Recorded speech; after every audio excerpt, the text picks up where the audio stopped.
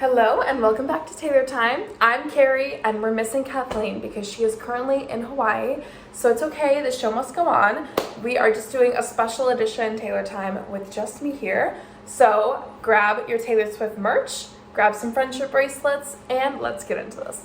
Today we will be discussing Taylor Swift's song Picture to Burn, which was off of her debut or self-titled album. It was released in October 24th in 2006 with Big Machine Records. This was obviously, like I said, her debut album, and it's simply called Taylor Swift. A lot of artists call their first album just by their name, and so Taylor Swift followed this trend.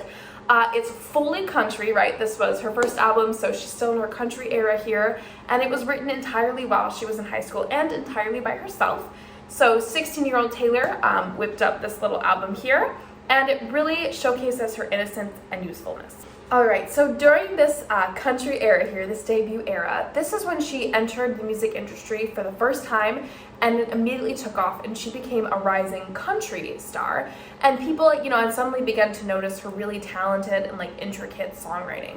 And so her song, you might have heard of it, it's called Our Song, which is off of this Taylor Swift album, made her the youngest artist in history to have written and performed a #1 song on the Hot Country Songs chart. So she was already setting records off the bat.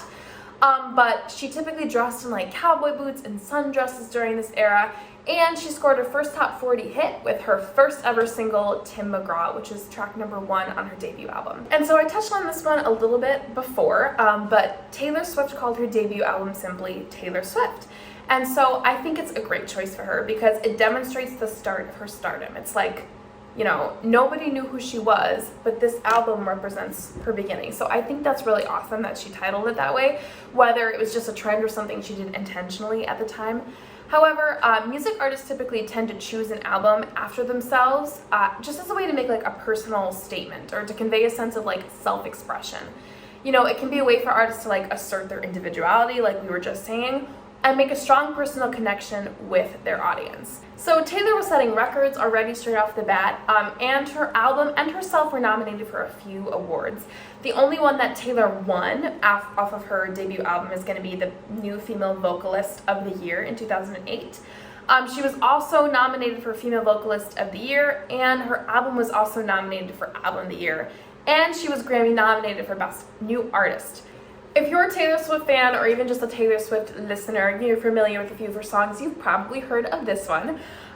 This song is, I think every girl who's ever broken up with someone has definitely played this song before, because the song is basically a breakup song about a guy she never officially dated in high school, just, one of the guys she had a crush on. But it shows her dissatisfaction with him and her plan to seek revenge. So they break up and she's like, oh, I'm going to strike a match. If you come around here, it's going to be bad for your health. The song is actually very funny. If you have not listened to it, it's very good. And it has a really upbeat, almost country rock kind of background to it with lots of guitars. And so, yeah, I think anyone who's ever broken up with someone has definitely played this song. It's one of those classic revenge songs that you can't go wrong with.